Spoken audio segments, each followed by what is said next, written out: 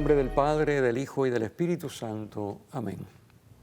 Dios, Padre nuestro, que has propuesto a la Sagrada Familia como maravilloso ejemplo a los ojos de tu pueblo, concédenos, te rogamos, que imitando sus virtudes domésticas y su unión en el amor, lleguemos a gozar de los premios eternos en el hogar del cielo. Por nuestro Señor Jesucristo, tu Hijo, que vive y reina contigo en la unidad del Espíritu Santo y es Dios, por los siglos de los siglos. Amén. Amén. Bienvenidos a Saboreando la Palabra. Hoy comentando las lecturas de este próximo domingo, como de costumbre, que es el domingo que cae después de la Navidad, es la octava, en la infraoctava, o sea, dentro de la octava es el domingo que se celebra la Sagrada Familia, Jesús, María y José, este año en el ciclo A. Así que vamos a estar comentando esas lecturas que son preciosas y sobre todo hablando de la familia, que es un tema muy necesario. Vamos antes a darle la bienvenida a nuestro hermano diácono Martín Rosado. Martín, bienvenido. Saludos a todos. Bienvenido. Pues sí, el tema de hoy, la Sagrada Familia, es un tema bien importante cuando nos parece que familia es cualquier cosa, pero realmente no es cualquier cosa, porque Dios no es cualquier cosa ni quiso tener cualquier cosa de familia. Él escogió una familia donde había mamá y papá. Y pues esa es la que celebramos precisamente dentro de la octava de Navidad, entre el 25 y el día 1 de año, que es Santa María, Madre de Dios. Siempre celebramos el domingo de la Sagrada Familia, Jesús, María y José. Así que vamos a la lectura. La primera lectura está tomada del libro del Eclesiástico y nos habla, obviamente en un lenguaje, pero que es un lenguaje, ¿qué es lo que tratamos de hacer en este programa? Si vamos más allá del ropaje, lo que está diciendo es para siempre. Son cosas permanentes y eso es lo que vamos a tratar de explicar. ¿Qué estaba pasando en este momento en que se escribe el libro del Eclesiástico? Pues lo que estaba pasando era lo que pasa hoy, lo que pasa siempre, que se imponen costumbres extranjeras, de modo de ver las cosas, ¿verdad? Nosotros, por ejemplo, hemos tenido un bombardeo brutal durante años de la ideología de género, brutal. Hasta en la sopa está la ideología de género, ¿verdad? En vez de las letritas en la sopa, lo que hay son géneros. Entonces, a esa locura hemos llegado y a trastocar todo, el sistema de leyes, todo vuelto al revés. Ahora estamos como que entrando un poquito en razón, pero eso es una locura, mira el daño que ha hecho, mira la gente, mira los niños, los adolescentes, esto no tiene sentido. Porque es así. Pero bueno, siempre ha habido este empuje externo y claro, uno siempre mira lo de fuera como mejor. Así que uno tiene los valores cristianos, como era el caso de Puerto Rico el siglo pasado, valores cristianos, la familia, papá y mamá, los abuelos, la familia extendida, etc. Pero uno siempre mira lo de afuera, que nos lo venden súper glamoroso y atractivo, nos parece siempre mejor. Pues eso mismo le pasaba a los judíos. Ellos veían lo que hacían los griegos como algo positivo, maravilloso, y era lo que querían emular. Y entonces, pues, habían echado en el olvido la ley y habían echado en el olvido, bueno, el cuarto mandamiento de la ley, honrar padre y madre. Así que es lo mismo que está pasando, lo mismo que nos ha pasado, todavía está pasando, obviamente. Ya ha bajado un poquito el empuje, pero la ideología de género es un buen ejemplo. Así que Ben Sirá, que es el autor del libro del Eclesiástico, escribe esto precisamente para rescatar esos valores de siempre, que son los valores que Dios ha revelado sobre la familia, sobre la paternidad y la maternidad, sobre los hijos, etcétera, etcétera. Y básicamente el resumen es cuarto mandamiento, honrar padre y madre. Las relaciones en la familia se establecen sobre la base del respeto, la honra y la obediencia. Cosas que no están de moda, porque no está de moda el respeto, no está de moda la obediencia y no está de moda la honra. ¿Qué cosa es la honra? Honrar es venerar con palabras y obras. ¿Qué cosa es venerar? Demostrar amor, cariño, afecto. Así que honrar padre y madre quiere decir amar a papá y a mamá con obras. No solo decir yo te quiero mucho y te mando unas flores el día del amor. No, yo estoy pendiente de ti, sobre todo si son adultos ya mayores, estoy pendiente de ti, te visito, te llamo, etc. Esto es bien importante. Así que eso es lo que quiere Dios. Y así se comportó la Sagrada Familia y por eso hoy es el modelo que nos presenta la Iglesia. Sí, y como vemos, como usted dice, el honrar padre y madre, y como se está viendo hoy en la familia, donde el niño quiere mandar a la mamá, donde quien cuida al hijo es la computadora, son los videos, y eso no es. Y entonces creo que debemos de, nosotros como iglesia y nosotros en esta palabra y en estos tiempos, tenemos que ir a esas entrañas, a esas raíces que tuvimos nosotros, donde papá y mamá se respetan. Se obedecen. Y obedecerlos, y no como se está viendo ahora, sino que eso es bien importante que lo tengamos presente, de ese amor que Dios nos hizo, que tomemos a la Sagrada Familia como ejemplo en nuestras vidas. Claro. Fíjense que la autoridad proviene en última instancia de Dios, pero en la institución familiar Dios confiere su autoridad a papá y mamá. Por eso papá y mamá guían la familia, guían a los hijos, y los hijos obedecen a papá y a mamá. Entonces se supone que papá y mamá estén ahí para criar a los hijos. ¿Ok? Como tú has dicho, pues antes lo criaban los abuelos, ahora lo crían las computadoras. Es decir, hemos ido en retroceso, cada vez más para atrás, más para atrás, más para atrás, y dentro de 10 años quizás será la inteligencia artificial, ¿sabe Dios a dónde vamos a llegar? La locura de la vida. Entonces, hay que rescatar a papá y a mamá. Papá y mamá tienen una obligación impuesta por Dios, porque ellos no son los autores ni los creadores de sus hijos. Son los instrumentos a través de los cuales Dios les regala la vida de un hijo. Entonces, esto es, y así fue la Sagrada Familia. Es decir, Jesús, el Hijo de Dios hecho hombre, se sometió a la autoridad de María y de José. Y que la Sagrada Familia son de seres humanos. ¿Correcto? Hoy en día, pues, son los perritos, son las gallinas, esos son hijos míos. Bueno, ese es el otro tema. Animales, eso es otro cantar, pero quiero tocar este puntito también. O sea, es la Sagrada Familia sí. que se constituye de seres humanos, que sale que ese niño salga del vientre de la madre para criarlo, para hacer una familia. Papá y mamá tienen que reflejar el amor que es Dios en su familia. Y los hijos tienen que respetarlos, obedecerlos y honrarlos como honran, respetan y obedecen a Dios. Correcto. En la familia. Obviamente, no exactamente, porque papá y mamá se equivocan, papá y mamá son pecadores, papá y mamá son frágiles, obviamente. Pero entonces hay que demostrarle cariño, obediencia y respeto ayudándoles. No desobedeciéndoles y haciendo lo que me da la gana y botándolos de la casa, no, sino ayudándoles porque son frágiles, son humanos igual que nosotros. Entonces, porque Santa María nada más hay una, Santa María. Y Jesús, Hijo de Dios hecho hombre, el justo con mayúsculas, solo hay uno. ¿Sabes? Pero las familias de hoy, de todos modos, están llamadas a reflejar. Y los hijos a ver en los padres a Dios. Y los padres a ver en los hijos un regalo de Dios, no una posesión, porque no es para hacer con el hijo lo que ellos quieran. Porque el hijo es un don. ¿Okay? Bueno, pasemos a la segunda lectura, porque se nos va nuestro querido tiempo, que es oro. Y no es porque estemos en Teleoro, pero el tiempo es oro y se nos corre. Vamos. Segunda lectura está tomada de la carta de San Pablo a los Colosenses, en el capítulo 3, y básicamente son unas instrucciones sobre la vida en comunidad y la vida en familia. La primera parte es como podríamos llamarlo así, un código ético para la comunidad. ¿Cómo se debe vivir en la comunidad? La comunidad cristiana, obviamente, que es a la que se dirige San Pablo, pues dice que como pueblo elegido de Dios, estamos llevados a vivir la misericordia y el perdón, y ahí enumera la bondad, la humildad, la mansedumbre, la paciencia, el agradecimiento, etc. Todo lo cual se resume en una sola palabra, el amor, la caridad. Porque la caridad es buscar con todo lo que soy y tengo el bien del amado, el amor. Así que ahí está todo, ahí hay misericordia, bondad, humildad, mansedumbre. Lo que sí es bueno el examen es que cada uno de nosotros tenemos que mirar cómo anda nuestra bondad. Porque claro, no podemos aspirar a la caridad, que es la plenitud, si nuestra bondad no está en su sitio, no somos humildes, no somos mansos, somos arrogantes, somos violentos, somos impacientes, pues es inútil todo lo demás. O sea, pensar en que todo se resume en el amor y que yo te quiero mucho, porque es que amor no es tirar besitos.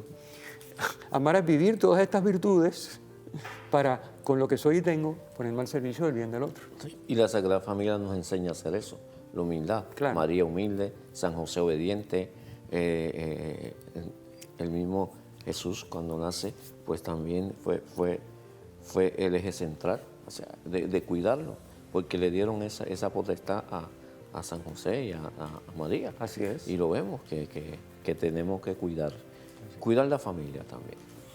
Así es. Fíjense cómo Jesús, obedeciendo a su Padre Dios, obedeció a su Padre en la tierra, José. porque fue voluntad de su Padre Dios Correcto. que José fuera el padre en la tierra de Jesús y que María fuera su madre. Y por lo tanto, él hubiera cometido una falta, hubiera desobedecido a su padre Dios. Eso es, hipotéticamente, eso era imposible, pero hubiera desobedecido a su padre si hubiera desobedecido a María y a José, porque era voluntad del Padre. Lo mismo pasa, obviamente salvando las distancias, con las fragilidades y las deficiencias que tenemos los humanos. Lo mismo pasa cuando uno, sabiendo que tiene la razón y que es lo correcto, desobedece a papá o a mamá. Estamos desobedeciendo a Dios, que los puso como papá y mamá, porque ninguno de nosotros escogimos nuestro papá ni nuestra mamá. ¿No? Ni nuestros padres escogieron nuestros hijos. Bueno, hoy en día escogen el color del pelo y qué sé yo, las 2 o 3 cosas ya con los traqueteos esos que tienen, que son inmorales completamente, de estar escogiendo los embriones y las cosas. Pero quiero decir, no nos escogemos, Dios nos coloca. Y por lo tanto, es Dios el que está detrás. La imagen es papá y mamá, pero realmente yo tengo que ver en ellos a Dios. Y por lo tanto, respetarlos, amarlos, cuidarlos, etc. Y ellos viceversa, ¿no? Así que esa es la idea. Lo que está detrás es que Dios confiere su autoridad y se hace presente para los hijos a través de los padres. Eso tenemos, porque así fue en el caso de Jesús. Y la Sagrada Familia es un caso paradigmático. O sea, Dios no pone la Sagrada Familia simplemente por poner algo. Pone la Sagrada Familia porque es la manera en que Él quiere que vivamos. En familia, con mamá y con papá, los hijos sujetos a los padres buscando el bien de los hijos, también los hijos obedientes a sus padres. Y ese modelo es un modelo puesto por Dios y vivido por Dios en la persona de su Hijo Jesucristo hecho hombre. Por lo tanto, tiene un valor universal. No es algo que yo pueda decir, no, sí, pero a mí eso de esta mamá y papá no me gusta, yo prefiero, no sé, 2 mamás o 2 papás, o sabe Dios qué, que no. Que Dios, si lo hizo de esa manera, es porque quiere que sea de esa manera. Otra cosa es que a mí no me importa lo que dice Dios. Bueno, eso ya son otros 20 pesos. Pero si realmente quiero hacer la voluntad de Dios, no tengo opciones. Debo de seguir no solamente lo que Él dice, sino lo que Él hizo, constituyendo a la Sagrada Familia, Jesús, María y José. Que lo tomemos de ejemplo, Claro. porque para eso fue que vino a la tierra. Cógeme de ejemplo. Así es. Entonces, como dije, la segunda parte de la lectura es un código ético doméstico, o sea, cómo se debe manejar la familia. Igual que antes hablaba Pablo en la primera parte de la lectura de hoy de la comunidad, ahora en la segunda parte, a partir del versículo 18 al 21, nos va a hablar de cómo se vive en familia. Obviamente, nos está hablando con un lenguaje que era propio de su época, pero básicamente lo que se resume en esto: papá y mamá. Mamá sujeta a papá y papá a mamá, en el sentido de que el amor me sujeta al amado. Si yo, mujer, amo a mi esposo, me sujeto a él. Obviamente, a menos que el esposo sea una locura, ¿no? Estamos hablando de una persona normal, cuerda, que quiere hacer las cosas bien y que quiere guiarse por la voluntad de Dios. Pues la mujer se somete al marido. Y el marido se somete a la mujer en la misma medida, porque él no tiene toda la ciencia infusa. O sea, también a la mujer Dios le habla, y también como pareja están llamados a encontrar, como siendo los dos una sola carne, encontrar la verdad y la voluntad de Dios para ellos y su familia. Entonces, ese sometimiento mutuo es un sometimiento por el amor. Es un sometimiento por el amor, el uno al servicio del otro. Y a su vez los hijos es lo mismo. Los hijos se someten a los padres por amor. Y los padres guían a los hijos, esperan obediencia de ellos, pero también tienen que ser acreedores de esa obediencia, en el sentido de que no pueden ser maltratantes, no pueden ser abusadores, no pueden ser arbitrarios, porque me da la gana. Bueno. O sea, porque no es cuestión de violar la dignidad de la persona. O sea, no es una obediencia a ultranza, es una obediencia que busca el bien. O sea, que no es una obediencia que tú haces lo que a mí me da la gana. No. Es decir, y en la medida que los hijos, obviamente, son pequeños, pues no cabe mucha argumentación ni mucha disquisición. Ahí el hijo tiene que hacerlo y punto. Pero en la medida que el hijo es mayor, hay que llevarlo a entender las razones, para que él se acostumbre a que la obediencia está al servicio del bien y por lo tanto se guía por la verdad, no por la arbitrariedad y el capricho. Esto es bien importante. Bueno, pasemos al Evangelio. En el Evangelio nos encontramos la narración de Mateo en el capítulo 2 del niño que huye con sus padres a Egipto. Porque ya sabemos todo, ¿verdad? Conocemos la historia de Herodes, nuestro queridísimo, que fue visitado por los magos y se sobresaltó él y toda Jerusalén cuando le dijeron que había nacido el rey de los judíos. Y pegó un brinco Herodes, porque Herodes, él era el rey de los judíos. Entonces imagínense ustedes, ¿cómo? ¿Hay otro rey de los judíos? ¿Qué pasó? Y entonces pues él irónicamente le dice a los magos, como sabemos, bueno, pues cuando lo encuentren vengan y me avisan dónde está para yo también adorarlo. Obviamente para yo ir y limpiarle la cabeza, que era lo que quería hacer, matarlo. Sí. Entonces claro, los magos son avisados en sueño, no regresan donde Herodes y Herodes monta en cólera. Y entonces como monta en cólera, ¿qué hace? Manda a matar a todos los niños de Belén y los alrededores de 2 años para abajo. Y se acabó lo que se daba. Y él se cree que con eso acabó con el rey de los judíos que había nacido. Pero resulta que a Dios nadie le gana. Y entonces Dios avisa en sueño a José y José se marcha, que es la lectura de hoy, con el niño y su madre a Egipto. Se marcha a Egipto. Y luego regresa de Egipto una vez que muere Herodes. Pero esa coyuntura histórica que ocurrió, Jesús se fue con sus padres a Egipto y regresó de Egipto con sus padres, está marcada, según la narración de Mateo, por lo que se llaman unas citas de cumplimiento. Es decir, Mateo dice, esto ocurrió para que se cumpliera la escritura que dice. Y después que se iba a Egipto. Y luego cuando regresa, esto ocurrió para que se cumpliera la escritura que dice, ¿verdad? Y esas escrituras de cumplimiento lo que hacen es que le dan una interpretación a los acontecimientos, ¿verdad? Que es lo que está explicado en el comentario. Si ustedes quieren mucho más detalle, vayan al comentario escrito, que después les digo, como siempre, dónde obtenerlo. Pero básicamente esa es la idea. Así que un hecho histórico tiene que huir por la coyuntura de que Herodes quiere matar a todos los niños. De hecho, los manda a matar. Para salvarse se tienen que ir a Egipto. Y claro, ir a Egipto no era ir a un resort, no era ir de vacaciones. Era ir a un lugar extraño, era ir a un lugar, imagínense, era otra cosa completamente distinta. Y entonces a lo que estaban acostumbrados ellos, otro ambiente, otra cultura, otra religión, otro lenguaje. Y tenían que, pues, vamos para Egipto. Pues dice el ángel que nos vamos para Egipto, nos vamos para Egipto. Y gracias a eso se salva el niño. Sí, y ver cómo también esta Sagrada Familia protegió. Y si lo ponemos desde el punto de vista de hoy, como lo estamos viendo hoy, que las familias muchas veces no protegen a sus hijos. O sea, que nos enseña que tenemos que proteger a nuestros hijos, educarlos bien, como decíamos anteriormente. En este evangelio lo vemos, que nos cuesta sacrificio, que nos cuesta a veces lágrimas, que nos cuesta a veces dolor. Pues tenemos el ejemplo donde María y José protegían a ese niño, Claro. porque sabía de dónde iba a ser. Porque era la manera de demostrar a Dios su amor, protegiendo al niño que era el regalo de Dios, y más aún la Virgen, que por el ángel sabía que era el Hijo de Dios. O sea que además, pero bueno, es un hijo normal que no es el Hijo de Dios, pero que está llamado a ser hijo por adopción. De todos modos, es un regalo de Dios y es mostrarle el amor a Dios, proteger a ese niño. O sea, abusar del niño, desproteger al niño, ser negligente con el niño en sus necesidades. Pues obviamente es una falta gravísima a Dios, porque estamos hablando de una vida humana. O sea, no es un gato, es un niño. Entonces no podemos tratar a los niños como si fueran gatos o mascotas, porque no lo son. Los niños no se compran, no se mandan a fabricar. Los niños se reciben de Dios como un don, en el amor fecundo de papá y mamá, en el acto conyugal. No se fabrican, los niños no se pueden mandar a fabricar. Eso es una ofensa gravísima a Dios y gravísima a la criatura. Que el día de mañana dice, ay, ¿sabes qué? Nosotros te mandamos a fabricar. Le dijimos, mira, queremos los ojitos de este color, el pelito de este color. ¿Pero qué es esto? Sí. O sea, que yo soy fabricado. O sea, que me mandaron a hacer. Eso es una cosa terrible. Por eso anda media gente por ahí loca. ¿Sí? Porque eso, otra cosa es que te diga, no, nosotros nos abrimos a lo que Dios quería y Dios, tú eres el regalo que Dios nos hizo y eres perfecto porque eres el regalo que Dios nos hizo. Nosotros no escogimos ni hicimos nada. Sí. Poner lo nuestro y Dios nos regaló a ti. O sea, ¿qué diferencia, no? ¿Qué diferencia en términos de la autoestima para esa persona y de tantas otras cosas que dependen de eso? Y cómo hoy se juega porque el hombre se cree Dios y cree que hacer su voluntad es como lo puede, si se puede, se hace. No.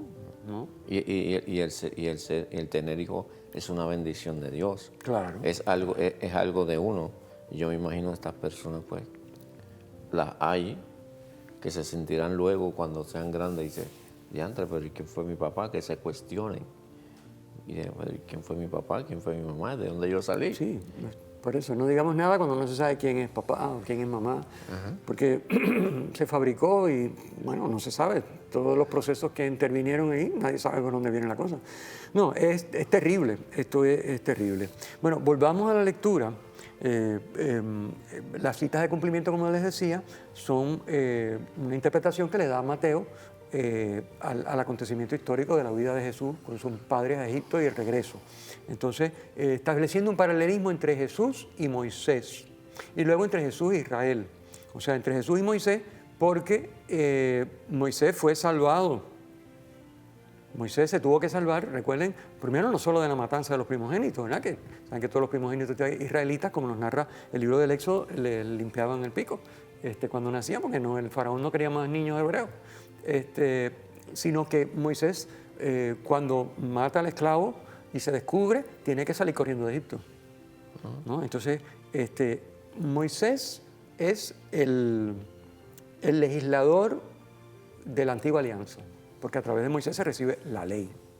Pero Jesús es la ley en persona, es la ley del Nuevo Testamento, es Él es la verdad, Él es el camino, la verdad y la vida, es decir, en palabras del evangelista Juan. Bueno, entonces, pues de la misma manera que Moisés salió de Egipto, también Jesús va y tiene que salir de Egipto. Y luego, en la misma manera, también Israel, Jacob, que cuando la hambruna se tiene que refugiar en Egipto, donde estaba su hijo José, que era el segundo al mando después del faraón, y sube allí con sus restantes hijos, porque José ya estaba en Egipto con los otros 11, y allí se convierte en un pueblo numeroso, y sale de Egipto la noche de la Pascua, convertido en un pueblo numeroso, camino a la tierra prometida. Bueno, Mateo está tratando de que entendamos el paralelismo. Jesús es el nuevo Jacob que va a formar el pueblo de la nueva alianza, que a través de su Pascua, no de la Pascua del Cordero, que sea, Él es el que se va a inmolar. A través de la Pascua que Él va a vivir en primera persona, nos va a llevar a la tierra prometida. O sea, la iglesia ya no sale de Egipto el pueblo numeroso camino a la tierra prometida, sale de la Pascua de Jesús, el pueblo que es la iglesia, camino a la eternidad, al cielo, a la vida eterna. Así que esos dos paralelismos están ahí. Esto está más explicado con más detalle en el comentario, pero no quiero detenerme mucho más, ustedes lo pueden leer con calma. Y finalmente dice en lo último que obviamente cuando se muere Herodes, pues las cosas no mejoran mucho, porque los que vienen son sus hijos, que son pues de la misma calaña.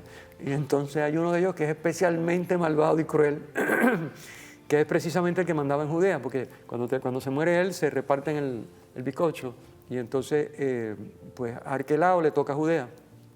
Y José, como se entera de que era Arquelao el que estaba allí, Arquelao no era precisamente el más santo de los hijos, pues dice, mira, vámonos para otro sitio. Entonces ahí es que deciden ir a Galilea y se establecen en Nazaret.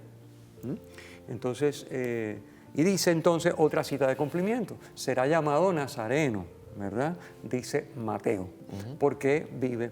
Claro, en ningún lugar de la Escritura aparece esa cita de que será llamado Nazareno, y hay unas conjeturas ahí sobre qué pudo haber querido decir, o por qué, si fue que se confundió o que le hizo venir bien. Básicamente se confunde con una palabra que en hebreo significa vástago, porque Jesús es el vástago de Jesé, del tronco de Jesé. Esa cita está en el capítulo 11 de Isaías. Y bueno, en ese caso lo que está diciendo es que si Jesús es vástago de Jesé, que era el padre de David, pues Jesús es descendiente de David y por lo tanto Jesús es el Mesías, porque el Mesías tiene que ser descendiente de David. Bueno, son conjeturas de los exegetas y toda esta gente que estudian esto, porque realmente en la Escritura no hay una cita que Mateo dice que hay una cita de cumplimiento que dice que por eso lo llamarán Nazareno, realmente eso no está. Así que bueno, nada, a lo mejor San Mateo se equivocó, o a lo mejor San Mateo lo puso para hacerlo venir bien y que se viera que él era el Mesías, porque provenía del tronco de Jesé. Y eso lo vemos también acá. Es que cuando usted habla, pues si lo ponemos nosotros, a mí me dicen de Trujillo y yo no soy de Trujillo. Nací en otro lado, pero soy trujillano. Y así quizás pasa eso. Pero te quieres mucho en Trujillo. Sí, me quieren mucho en Trujillo. Pues así es la vida, no pasa nada. Así que bueno, nada, fíjense, en el comentario escrito les pongo una cita muy hermosa del Papa Benedicto XVI sobre la Sagrada Familia y el valor divino que tiene esa Sagrada Familia humana para, como ya hemos dicho, paradigma, como modelo para cualquier familia humana. O sea, es el modelo, por lo tanto tiene un valor divino, porque es la familia que Dios ha querido para su Hijo en la tierra, aunque sea una familia humana.